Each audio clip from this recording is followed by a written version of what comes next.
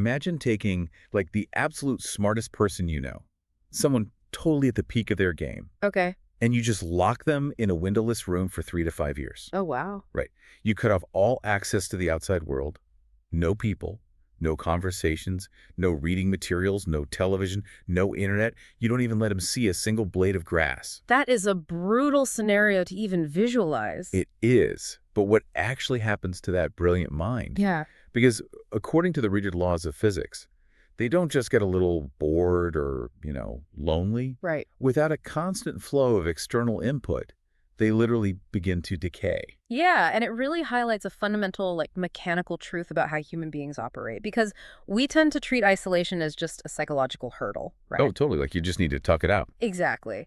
But the reality is so much more systemic. The brain, the spirit, the body, they physically starve without external friction. Welcome to today's deep dive. Mm-hmm. We are so glad you are here with us. Yeah. Because today we are exploring a framework that basically flips the entire Find Your Inner Peace script completely upside down. It really does. We're pulling from an essay written by Hua Feng from December of 2023. It's titled, Life Should Be Cherished Like This, which was translated and edited by Kinyu. And honestly, this text aggressively blends sociology, psychology, and the hardcore physics of thermodynamics. Which is a wild combination. It is, all to answer one of our oldest questions. How do we actually maintain our vitality? And it is a genuinely interdisciplinary approach. I mean, we are constantly told by modern self-help culture to look inward, right? Go on a retreat, meditate, build boundaries, insulate yourself. Yeah, protect your peace. Right, protect your peace. But the author's answer runs in the exact opposite direction. True vitality is entirely dependent on our relationship with the external world. Okay, let's unpack this. Yeah. Because the core thesis of this essay is that life operates on a strict mandate of energy exchange. The author argues that when a life is closed off, it fundamentally tends toward rigidity and ultimately death. Yeah. But when a life is completely open, it becomes vibrant and moves toward longevity. Yeah. And it isn't just about being like an extrovert.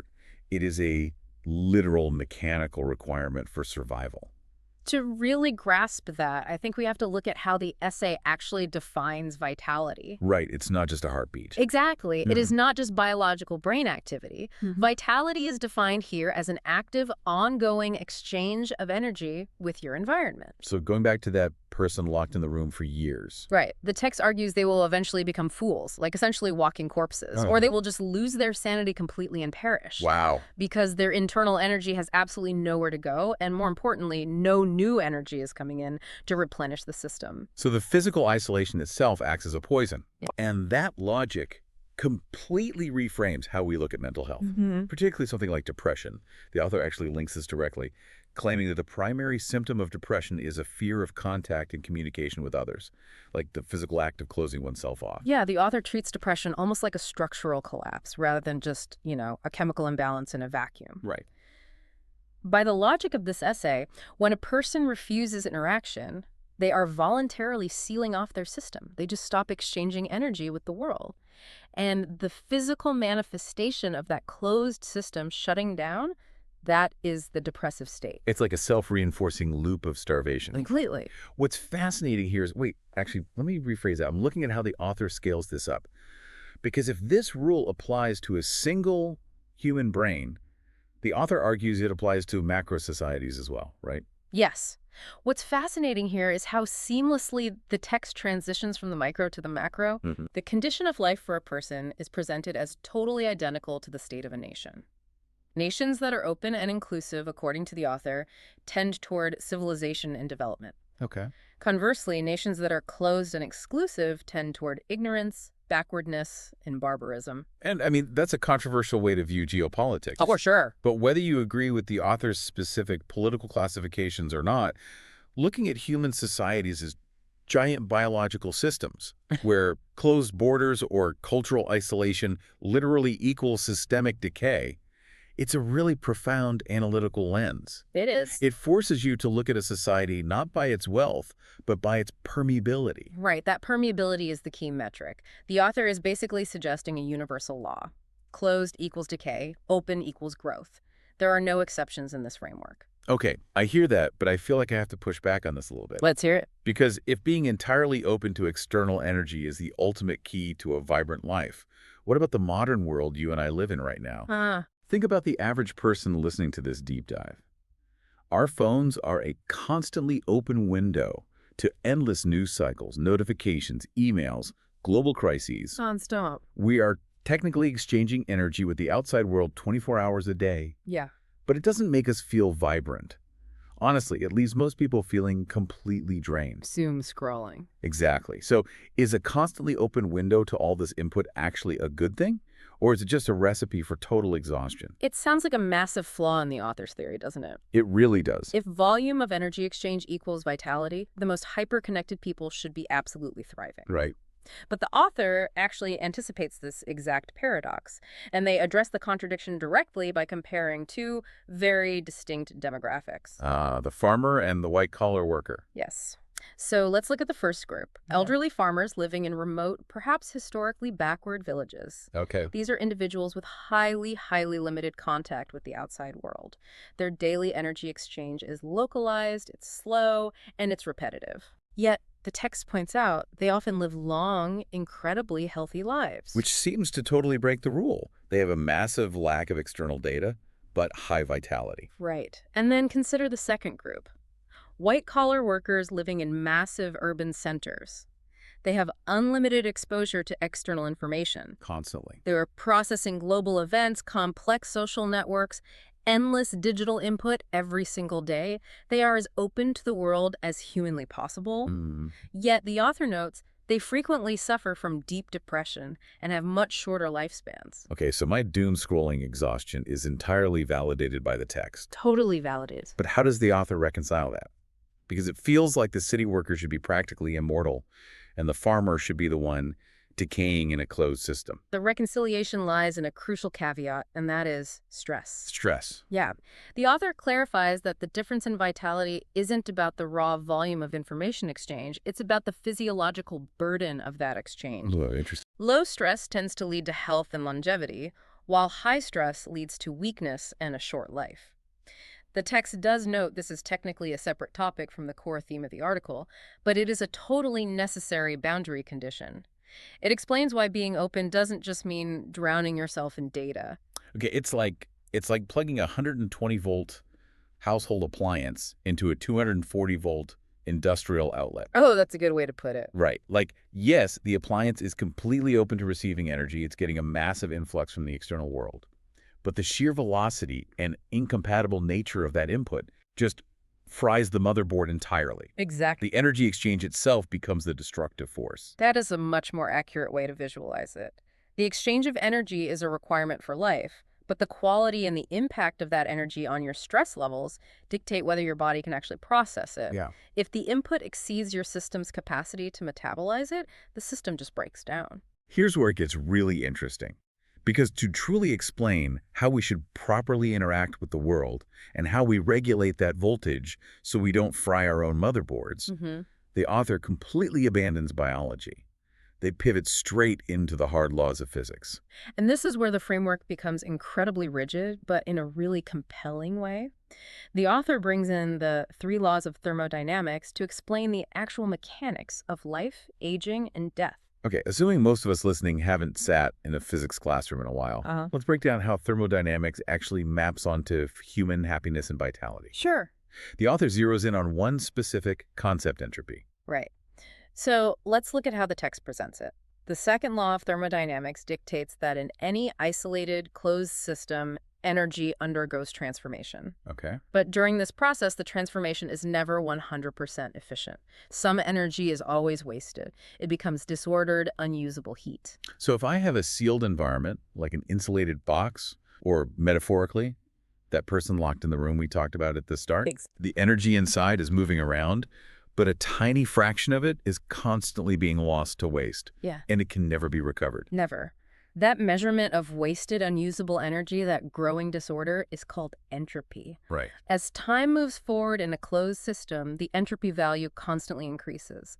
The system naturally moves from order to chaos. And eventually, without any new flow of energy from the outside to organize things, the system reaches maximum entropy. It stops functioning. In physics, it reaches thermal equilibrium. In biology, it dies. Wow.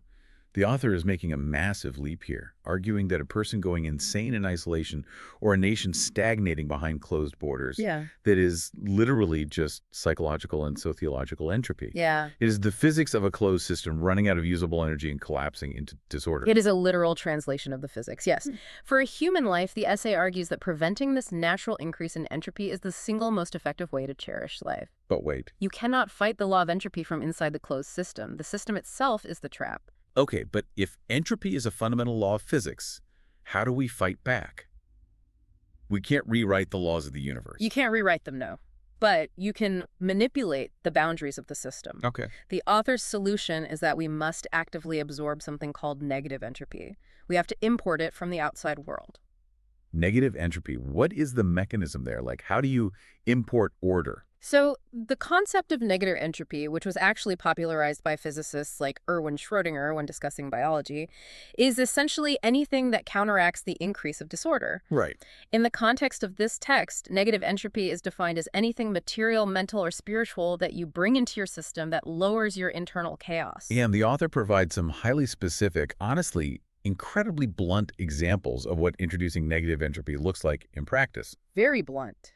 And I want to dig into why they work, because they strip away all the romanticism we usually apply to human suffering. For instance, the author writes that if someone is feeling actively suicidal over a failed relationship, their internal entropy has increased to the point of imminent collapse. The system is just drowning in disorder. Right. Uh-huh. Now, typically, society's response is to offer comforting words. Therapy, reassurance, time heals all wounds. Sure. But the author says mere words will not work. The system is too far gone. Because words in this thermodynamic framework are low-energy inputs. They just don't have enough mass to reverse the collapse. Exactly. So the author's solution is jarringly literal. Oh. You must introduce a more attractive person into their life for them to fall in love with, Yeah. period. Yeah. And there's another example. If a person has completely lost faith in life because of financial ruin, again, comforting words are useless. The author says the solution is to just give them money directly. It treats a deep emotional crisis like a strict, cold mathematical equation. It really does. You have a massive negative integer of entropy, so you just add a massive positive integer of negative entropy to cancel it out. Yeah. But if you look at the mechanism behind it, it makes a brutal kind of sense. Yeah. When someone is in that much despair, their brain is caught in a stagnant, closed feedback loop. Right. Words are easily filtered out by that loop. But a literal new person or a stack of cash, that is an undeniable, massive influx of novel data. It forcefully shocks the brain. Yes. It forces the system to expend energy processing this new, high-density variable, which kickstarts the engine out of its chaotic equilibrium. That shock to the system is the negative entropy doing its work. It breaks the closed loop. And the source actually provides a really vivid metaphor to help visualize this daily necessity of importing fresh energy, the puddle. Ah, the puddle metaphor. It really grounds this abstract physics concept. It does. So imagine a small puddle of water. If that puddle is entirely isolated and never replenished with fresh rain or a stream, the water quickly becomes stagnant. Yeah, it just sits there. Bacteria grows, it becomes foul, and eventually it just dries up and disappears. This is maximum entropy. But if you introduce a constant stream of fresh water, The dynamics change entirely.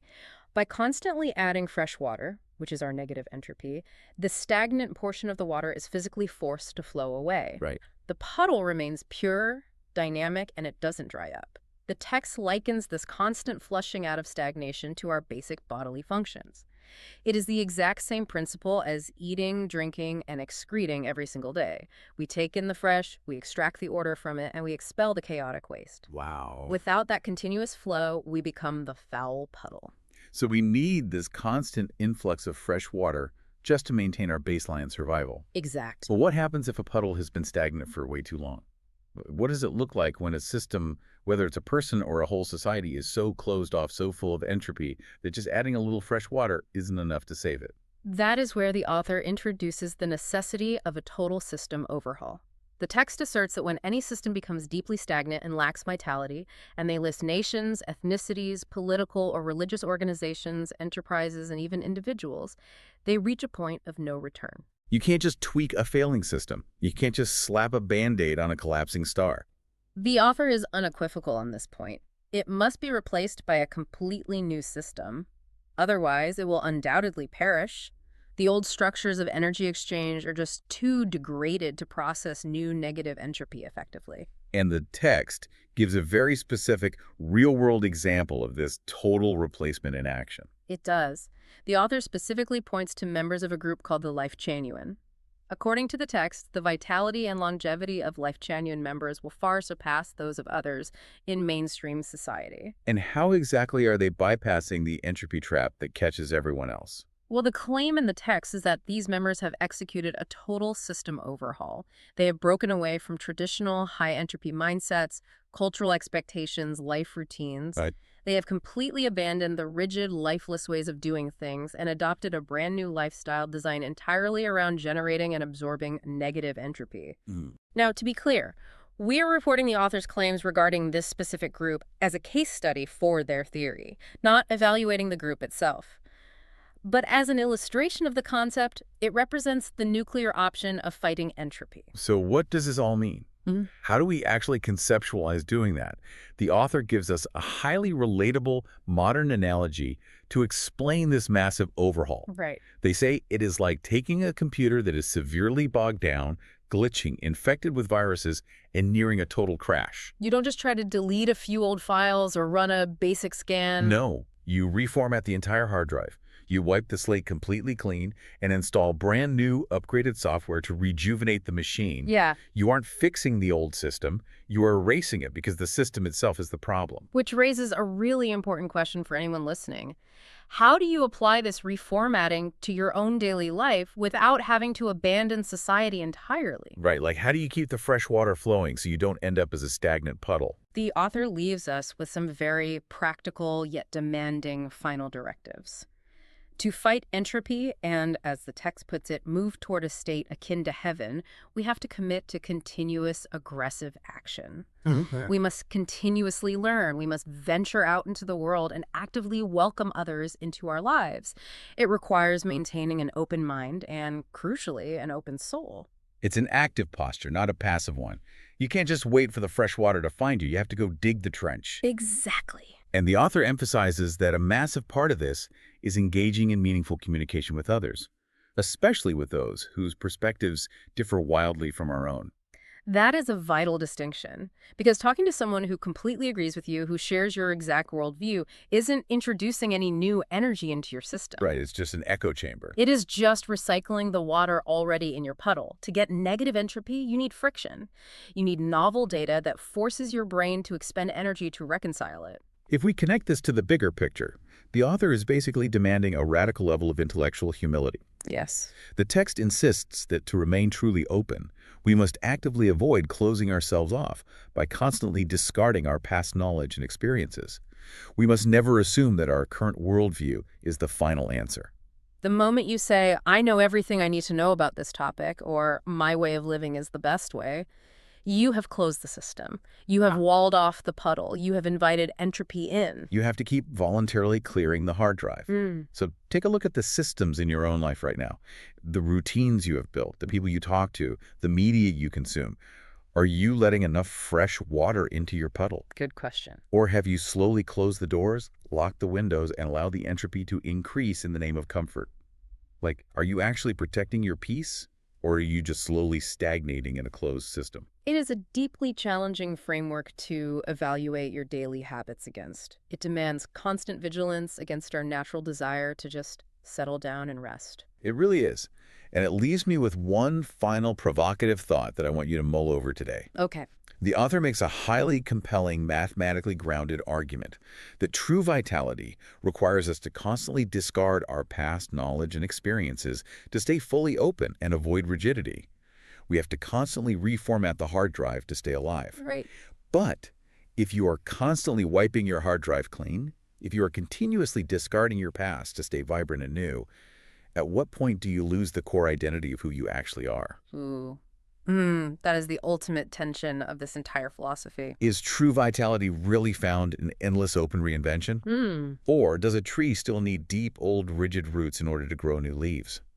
We invite you to ponder that paradox on your own. Thanks for joining us on this deep dive. We will see you next time.